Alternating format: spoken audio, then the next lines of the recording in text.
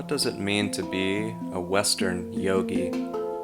How can someone who was born and raised in the West, who comes from a Judeo-Christian background, practice yoga and meditation in an authentic and genuine way?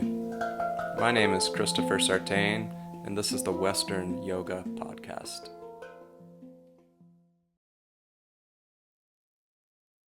Welcome to another episode of the Western Yoga Podcast. I'm honored to be joined today by my dear friend Ryan Strong, fellow Kriya Yoga teacher and Ayurveda practitioner, and also a practitioner of Jyotisha, or Vedic astrology, Jyotish. And so welcome, Ryan. Thanks so much for being with us today. Thanks for having me. Good to see you. So Ryan and I are both disciples or students of Roy Eugene Davis, our spiritual teacher. And if you've noticed, uh, the past couple of episodes have also featured other students of Mr. Davis who are currently teaching Kriya Yoga independently and good friends of mine.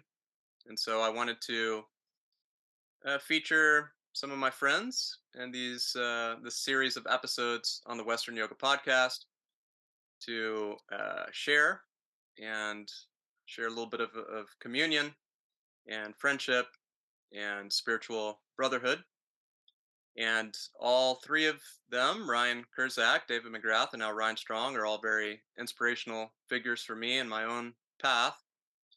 Ryan and I, gosh, I guess, yeah, it's been 2 years. It's been 2 years since yeah, 2 years. Yeah, no Um, problem.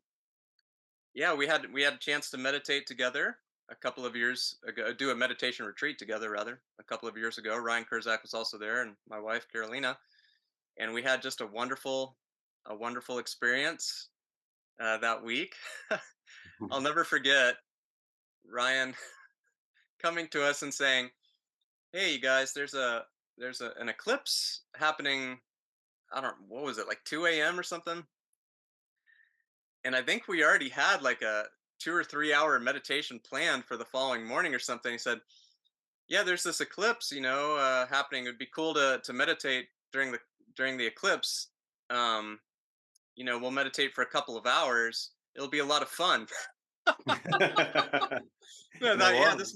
this is my kind of guy. Oh, yeah, it'd be a lot of fun. That's like not the first word that came to my mind waking up that early and meditating, but lo and behold, it was a really great experience. Yeah, it And was. we even got to go out and eat some pizza and ice cream. Yep. Remember, had a big old lactose party, Yep. and Yep. yeah, it was just a great experience. And That was nice. so I wanted to have Ryan on today to talk a little bit about Ayurveda. So Ryan, would you mind just sort of describing or defining Ayurveda for some of my listeners who might not be totally familiar? Yeah, absolutely. Ayurveda means the science of life. The science of life. Ayur is life, and Veda, of course, is knowledge. And so Ayurveda is a sister science to yoga. It complements yoga. Uh, it the way I like to think about Ayurveda. It's almost like um, there is almost an owner's manual to our body and to how to live the best way and take the best care of our ahamkara, or the mind body personality.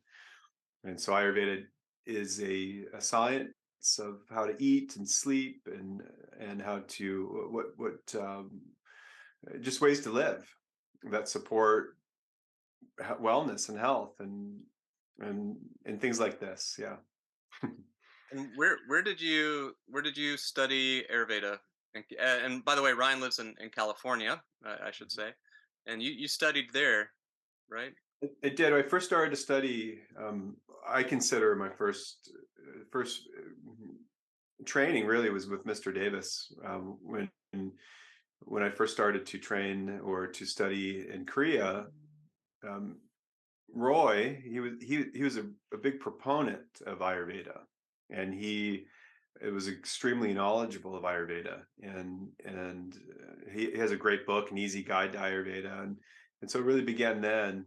And back then, there was like 1999, the year 2000, right around then. There wasn't a lot of training in the United States. There were two schools at the time, and so I just got like every book I could read on it, and started to study then. But I went to school officially. I started to train in California. So I moved from Arizona, Flagstaff, Arizona, to California to go to the California College of Ayurveda. But even though I moved up here to go to school, I wasn't able to start school right away. I had to get a job and get established, and while I was doing that, I started to study with a pulse doctor, a Ayurvedic teacher, Mary Jo Vata, and so I started to learn pulse and Ayurveda with her, and then I went to the California College of Ayurveda, and I finished their program, and then I continued to study with other teachers after that.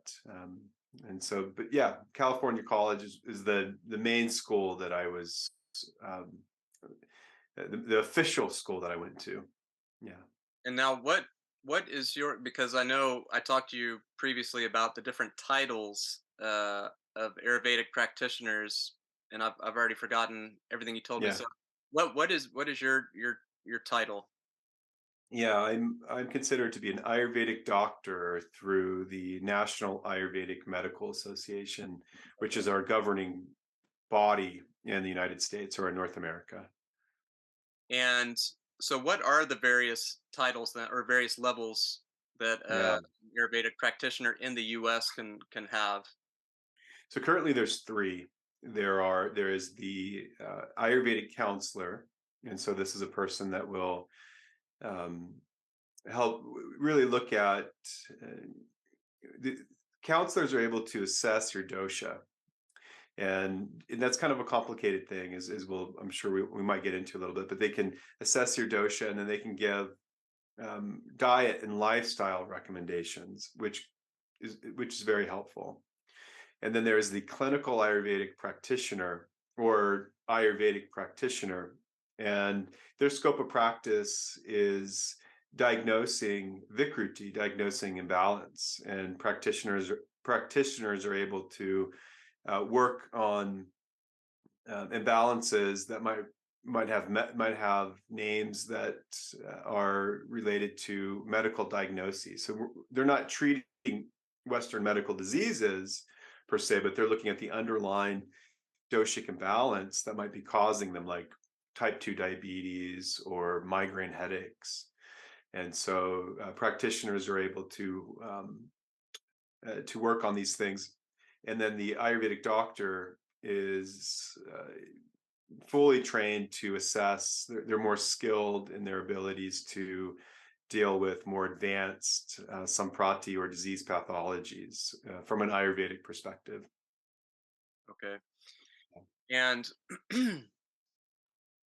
if someone comes to you, for example, for uh, a session, um, what exactly? Well, of course, it depends on what kind of issues they're having. But what does that process look like? Like, what are the first couple steps that you guide them through for a session or consultation? Yeah, it is different for each person, but typically I'll meet with someone. I'll send them a bunch of paperwork, or they'll through the email, and they'll fill it out and they'll send it back to me, and then we'll meet, and I will spend about 90 minutes to 2 hours just going through their whole history, looking at what's happening now, but looking at possible childhood illnesses. And so I get this comprehensive picture of their short-term imbalances, things that are maybe haven't been going on forever, but then looking at their long-term history, assess their body, look at their tongue. In person, I will often take their pulse, and so it's a comprehensive intake of looking at everything.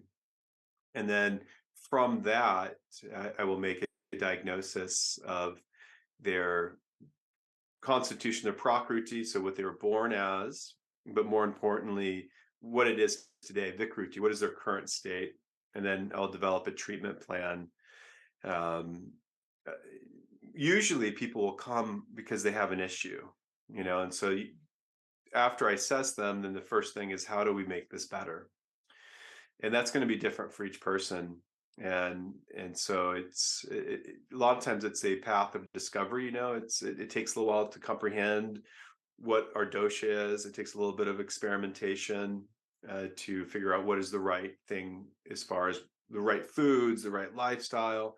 And so it can be a little bit of an ongoing process for some people. And so it just depends. There's people I've been working with for years. There's people that will come in and I'll work with them for a few sessions, and it just depends.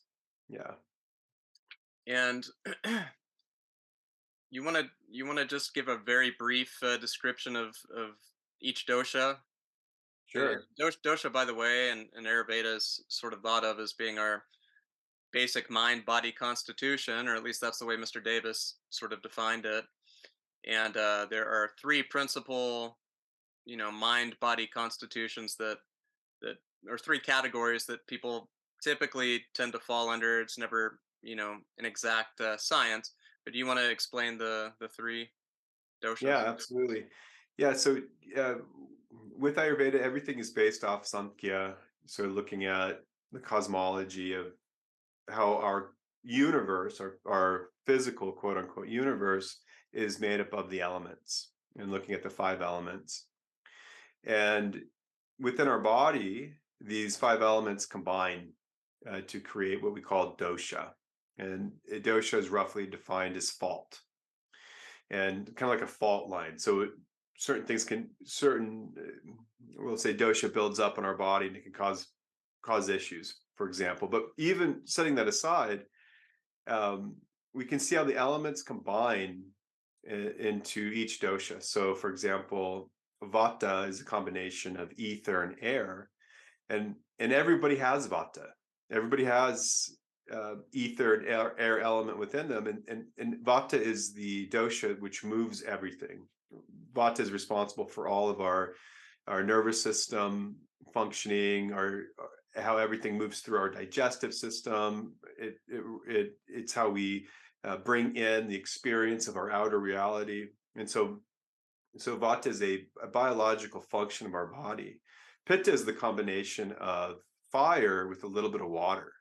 It's mostly fire, and so when we look at Pitta, and again, just like Vata, everybody has Pitta also inside of their body, and Pitta is responsible for digestion, all the processes of being able to digest our food, digest our experience, digest light, and its function is about it creates heat within our body and keeps us warm. And then there's kapha, and kapha is a combination of earth and water. And again, everybody has, just like Vata, everybody has Vata, processes of movement. Everybody has Pitta, the processes of digestion. And everybody has Kapha, which is going to create the solidity, the stability, and the protection of our body. But um, because of our genetics and our karma, each person is going to be born with what is known as Prakruti. Prakruti is our original nature. So at the moment of conception, our dosha is created. And so people will be predominantly Vata, Pitta, or Kapha. They can be a combination of two or a combination of all three.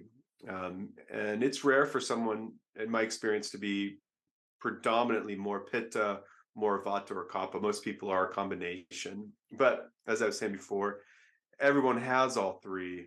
But it can be really helpful to find out what your predominant dosha or doshas are, because then looking at your food and looking at your environment, everything in this world is elemental. And so if we're born with a lot of pitta, we have all this fire within us. And so then we eat foods or we engage in behaviors that are cooling. So we're not so hot, for example. But even to make it a little bit more nuanced, so we have our prakriti, which is what we're born with as far as dosha. And then we have our Vikruti, which is our current state. So even in the womb, we're we are under the influence of all of the elements. So how our mother was feeling, what she was going through, what she was eating, the climate that she was in during that time. So all of these things constantly affect us. And so when we're looking at our dosha, we're looking at what was it originally, but more importantly, or just as important, is what is it today? What is it right now? And so it is a little bit nuanced. It can be. Yeah. And why is it that, Pitta types tend to be attracted to all this Pitta stuff that provokes Pitta and catalyzes, imbalances of Pitta. Vatas tend to be attracted to Vata stuff. Kaphas tend to be attracted to Kapha stuff.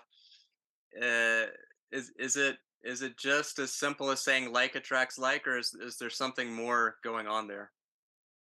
Yeah, it is as simple as like attracts like, but there's also it's interesting to think about it. So if if for with the example, so like let's say someone that's really Vata, so they have a very sensitive nervous system, and they might have their mind might be very turbulent, and they might experience anxiety, nervousness. They're just super sensitive, right? and and so we would say like that's an imbalance, because a Vata imbalance is just extremely perceptive, creative, vivacious, and they don't have to experience those symptoms, but the symptoms will um, reflect on an underlying imbalance. So if we have an imbalance, so if for example, going back to Vata, so that nervousness, that anxiety, the turbulent mind, if we're out of balance, we tend to crave or desire what keeps us out of balance. It's like a Vata will just, I see it all the time. Vatas will be drinking coffee all day, or a Vata might have a diagnosis of having like ADHD symptoms, and they're taking stimulants and this kind of stuff. And I'm not saying anything negative about that, but it is often the case that when we're out of balance, we crave what perpetuates that situation. Isn't that But just the that's opposite odd is true. though? If we're in balance, we tend to crave the things that keep us in balance too. Isn't that Yeah. strange? It's counterintuitive. In other words, like, you would think, oh, if I'm out of balance, then I would crave those things which might bring me back into balance, and it's just the opposite. And I've noticed this with my yoga students and people that I talk to about lifestyle routines and whatnot. I don't consider myself an Ayurvedic practitioner. I've taken some courses and stuff, but yeah, I've noticed that that's always occurring. That kaphas tend to do a lot of kapha things. That keeps that imbalance happening. Pitta tend to do a lot of pitta things. Vata tend to do a lot of vata things. So, can you talk a little bit about the importance of, because you can give people all the advice in the world. You can give them, a routine to follow, dietary plan, herbs that they're supposed to take, even, breathing techniques, oils, all the stuff. But if they don't have the self discipline and the self control and all that to see it through, then none of it really works in the end. So, what have you found that works well for helping your clients to improve their lives, improve their balance through some type of disciplined practice? Yeah, it's a great question, and that can be difficult. Um, this is where sometimes a hard situation. So if somebody's dealing with a health issue, physically or psychologically, then they're often very motivated to get better. And in my practice, I see a lot of folks that have chronic illnesses that are hard to diagnose, and so they've been to this doctor or this person, and they're kind of like, you know at their wits end almost. And so um, sometimes when people are in a hard situation, they're real motivated to make those changes and take those steps. And but for a lot of people, uh, you're 100% correct. It is a fact that if you go to an Ayurvedic doctor or practitioner, most of the time they're going to give you a list of foods not to eat. Here's your herbs. Here's your yoga, and they hand you all these a lot of paperwork basically, and that's not enough. You can have the keys to the kingdom. This is what you need to do, but how do you help them do that? Mm, And so that it's a real individual. You have to kind of tune into the individual and know what might motivate them. But more importantly, is you break it down into smaller changes. So the idea is we're going to make a small change that's lasting. So it's about creating habits, mm, and then following up and saying, how did you do with that? And if they're doing well, then it's great. Let's move on. Let's add to it. But if they're not doing well with it, it's like, what got in the way? Why couldn't you go to bed before 10:30?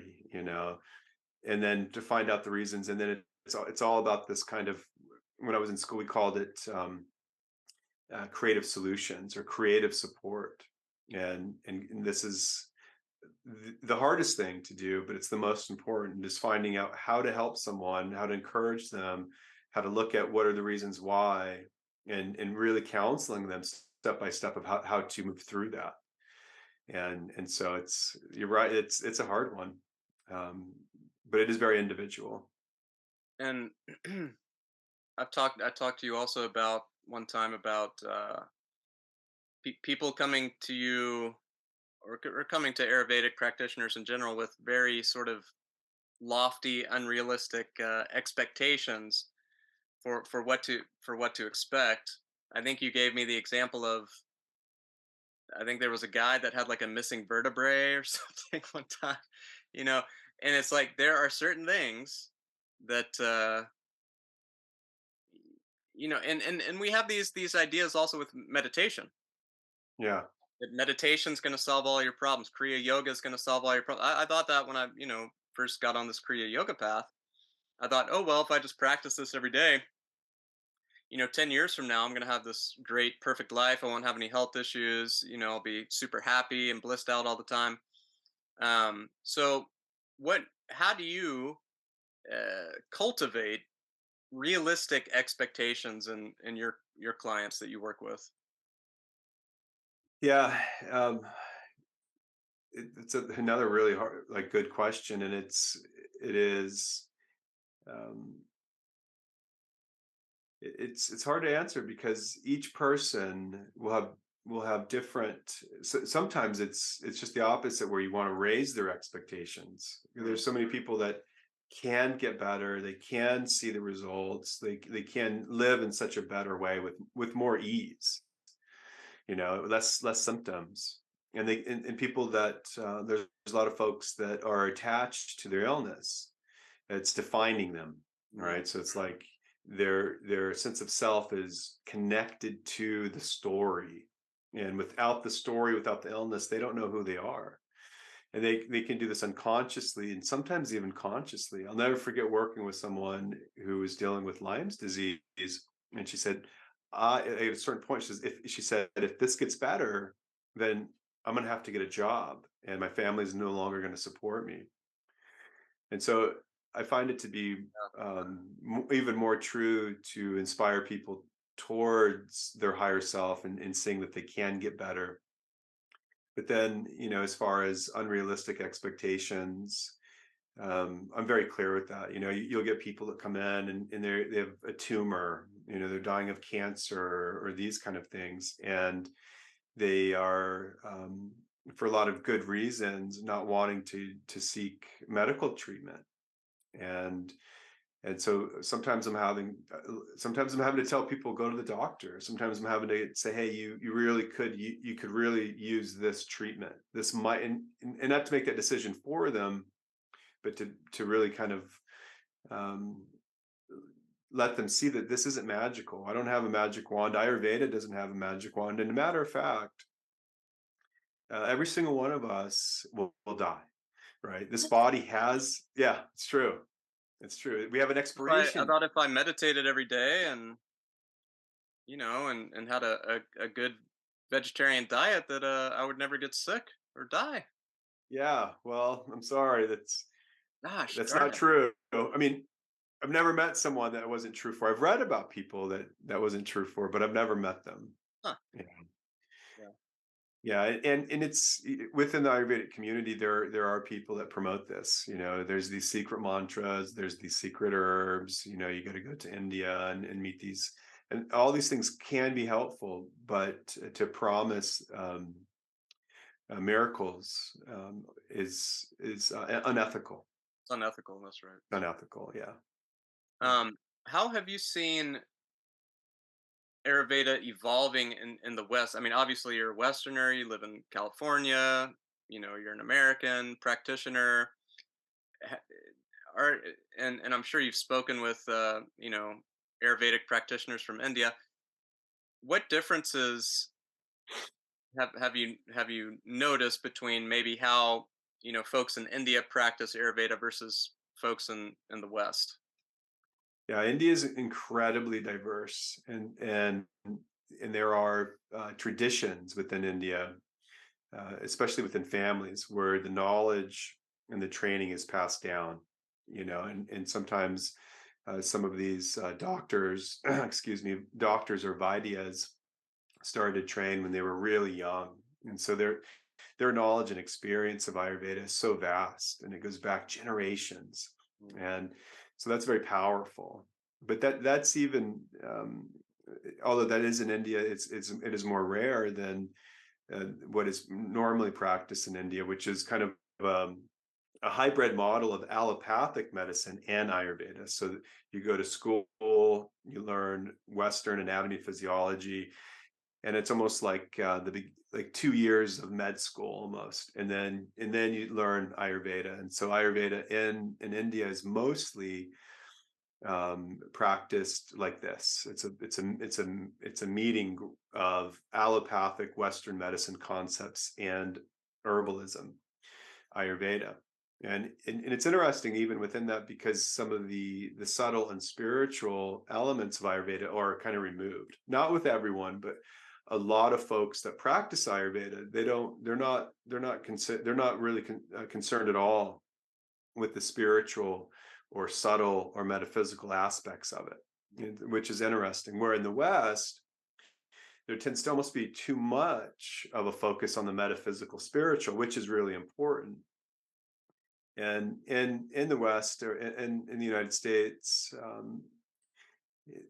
you know, Americans are so good at marketing, and so the same situation that's happened with asana or yoga, as far as being marketed to the demographic of white women between the age of 40 and 60, and then it becomes marketed and packaged, and so it's become something very different than than what it is in India or other places within the world. Although there are practitioners from India practicing here, there's some incredible schools, there's incredible Ayurvedic doctors and practitioners.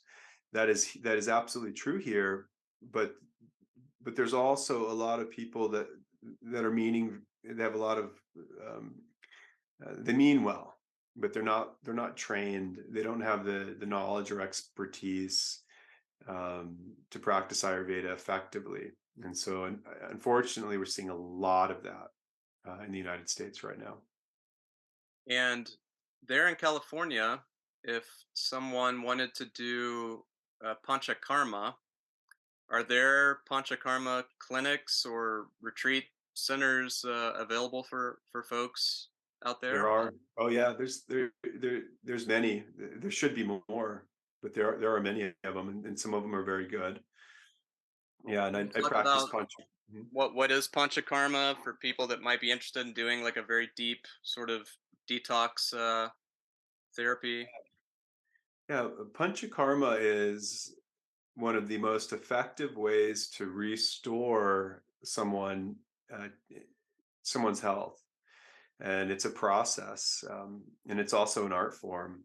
most Panchakarma in the United States is more of like Panchakarma light, where you would work with a practitioner and you change your diet for a few days and take some herbs for a few days, and then you get like a week of like spa treatments, Mm. and that can be wonderful. People are stressed, and this has a place. But true Panchakarma is the process of preparing the body over a period of time to loosen up the excess dosha. So if it's Vata, Pitta, or mostly Vata or Kapha, but it's also helpful in balancing Vata. But it's loosening up the dosha and loosening up toxins, ama, that's built up in the system, and removing it from the body. And so Panchakarma is the most effective way to cleanse the body. But then, unlike a lot of cleanses, quote unquote, Panchakarma is not complete until we rebuild and strengthen. And so one part of it is purifying, reducing. It's called Shodhana, it's cleansing. And then another part is Brahmana Chikitsa, strengthening, Rasayana, and strength, or building. And so I don't know if I explained it very well, but it's an incredible process of cleansing the body and strengthening it, and really strengthening the metabolism, strengthening the digestive fire and the agni. And you can do this as a preventative measure too. I work with people that do this twice a year. They go through Panchakarma in the spring, they go through Panchakarma in the fall, and they're doing pretty good. But they do this just to keep that balance. I had a friend that went and did Panchakarma for 2 weeks in Kerala, India, Yeah, yeah, and I guess there's a bunch of clinics there. And he wasn't allowed to have his cell phone with him. Like he, couldn't watch TV, listen to the radio. I think he had a couple books with him or something, but literally, like that, he he said it was very strict. I'm wondering, in California or in the U.S., is it that kind of process? Is there like a digital detox involved as well, or? yeah. It depends on each place and how they do it. Because a lot of places you're not staying there; you're staying near there. So you get like a hotel or Airbnb, and then you Oh, travel to the clinic. oh, okay. But the best Panchakarmas are residential, where you are there and you are taken care of. Your food is brought to you, the treatments are brought to you, your clothes are cleaned, Mhm. and you're kind of put in this womb like experience. That's the way he And described it. Yeah, he wasn't yeah, he couldn't leave his room for 2 yeah, weeks. Stayed in the same room yeah, for 2 weeks. Uh, he asked them, "Can I go for a walk?" "No, no walks, no exercise." Like, "You're just gonna rest. You're gonna rest." yeah. That's ideal. I mean, that's really ideal. Sounds pretty Um, good. yeah, it can be. No, you got to be. I have to be a little. You have to be a little bit careful. Mm, I'll never forget the first person, one of the first true panchakarmas I did with someone. It was 14 days, and so and this is, I was working at the California College of Ayurveda, and so it's a beautiful facility, and it was just amazing what we had, and what I could prescribe and see happen was amazing. But so she gets to the clinic, and I had recommended, you can check in with your family. So she would do that, but she started having all of these conflicts. So she'd be on the phone, she's worried about her daughter, and there's all this stuff happening. And so checking in with her every day. One of the days I was talking to her, I recommended that she limit her call. I said, maybe just do 15 minutes, mm. you know, and so then about 3 days later, I get a call from her husband, and he's like, "Did you tell her not to talk to me?" And I said, "No, no, no." And it was all good. It was fine. But it's they didn't know what Panchakarma was. Here she is going to California and doing this thing, and it almost seemed like she had joined a cult to her family or something like that. Right. I But get it. digital detoxes and all that stuff are really important for most people. But a lot of places don't insist on it. Gotcha. Yeah. Um, can you just give my listeners maybe just a couple of very simple things that they can all do regardless of their dosha? Um, simple. dietary uh, protocols that they could follow in their daily lives that might lead to more balance and well-being. Yeah, absolutely. Absolutely. So one of the most helpful things that we can do, uh, so we evolved on this planet, and our bodies evolved on this planet, and so it is our biorhythms, our circadian rhythms, so like everything, all of our hormones, and the hormones regulate our nervous system, and our nervous system regulates our hormones, and all of this is in sync with the natural rhythms of light. And that light changes, of course, throughout the year, and it depends on where we live. But um, it, if we want better balance mentally, physically, even emotionally, um, it is a great idea to wake up before the sun.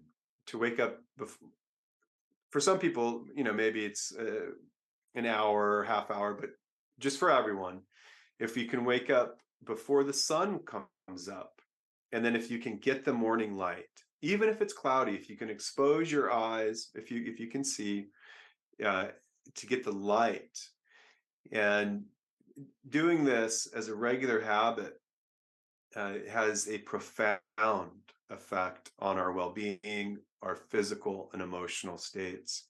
Helps if you're dealing with hormonal issues, mood disorders, and the list goes on and on. And this is backed up by science. But again, if you can wake up in the morning early and get that morning light, even for a couple minutes, don't stare at the sun, but get the morning light, and keep that as a habit, you will find that this is one of the most helpful things that you can do.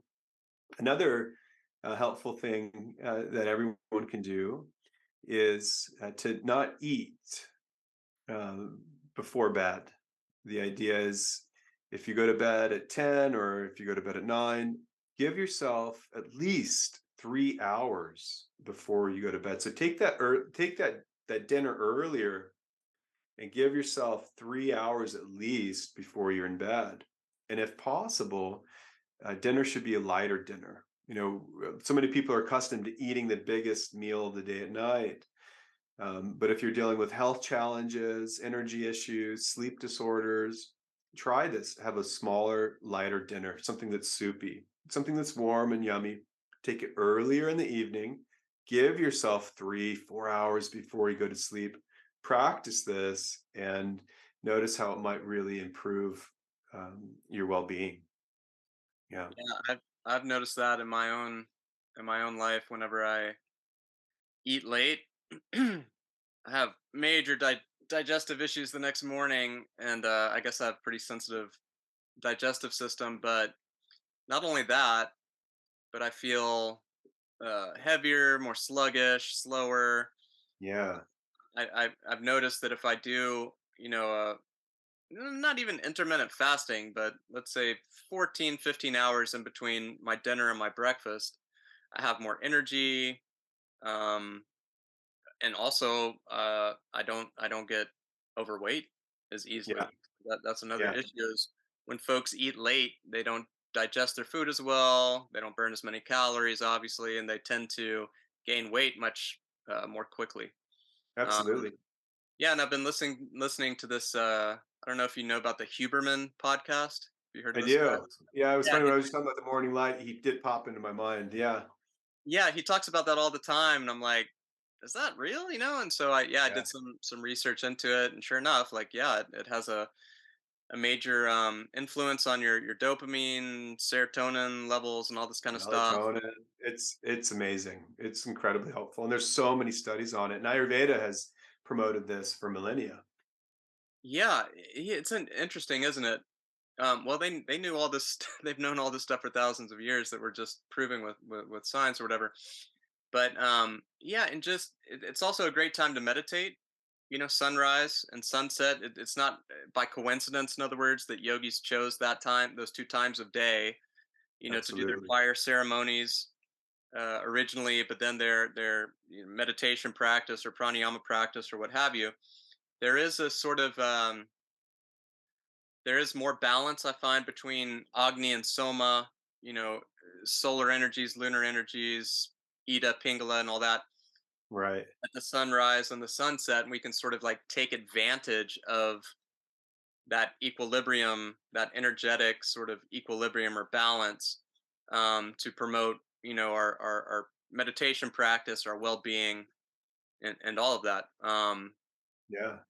Cool. Yeah. Because we again, like we like to think of ourselves as separate from the system, but every part of our all of this body evolved in this system. So the more we can live in a way that's in alignment with it, it supports all of our functioning. Yeah, absolutely, absolutely. Yeah. Thank you so much, Ryan, for being with us today, Thanks for having me. It was great talking with you. taking the time out. It's always great to connect with you. And like I said at the beginning, it's really important for me to maintain, these spiritual friendships I have with my brother disciples. Sure.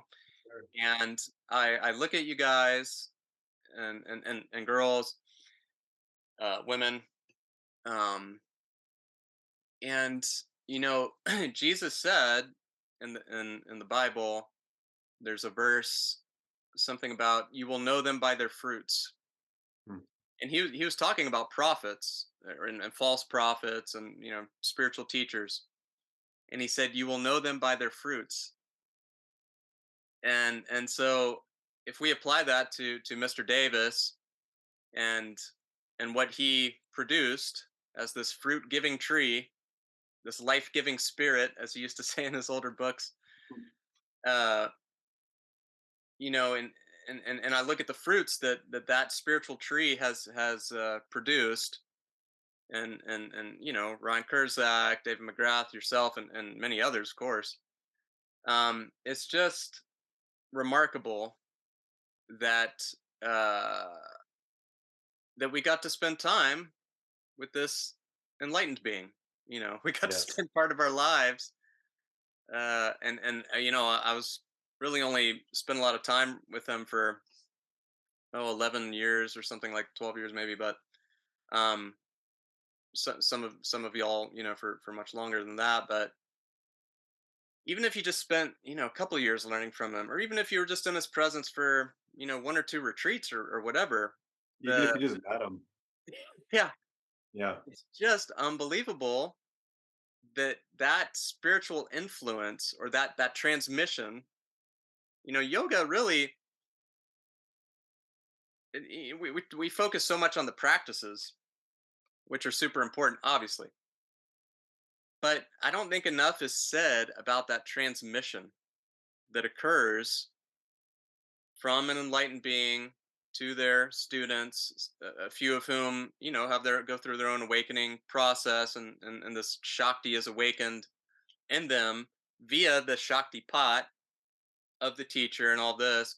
And then they go out and they teach and have their own students and all that. This is how this is supposed to work. It's this uninterrupted chain, this unbroken chain of transmission that occurs.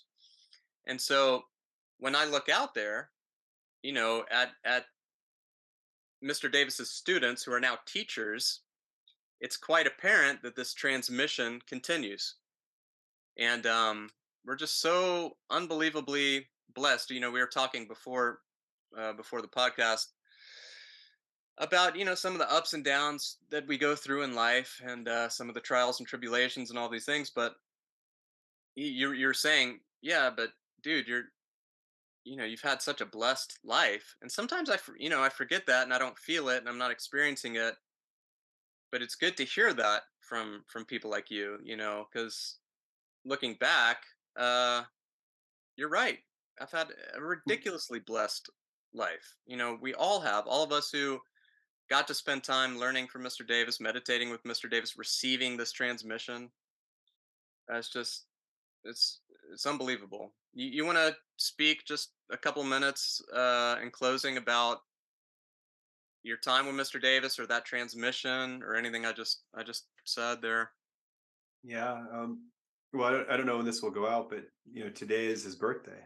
Mm, And whew,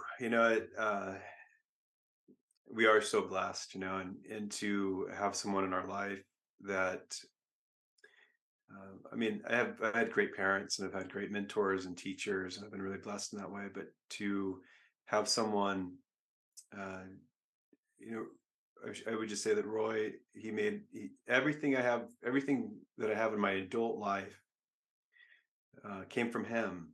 You know, my friends, my career, my job opportunities, all of these great things. And so it's just great to be here with you, and thank you for sharing that. And yeah, I don't have much to say, but it touched me. It got me. Right, yeah.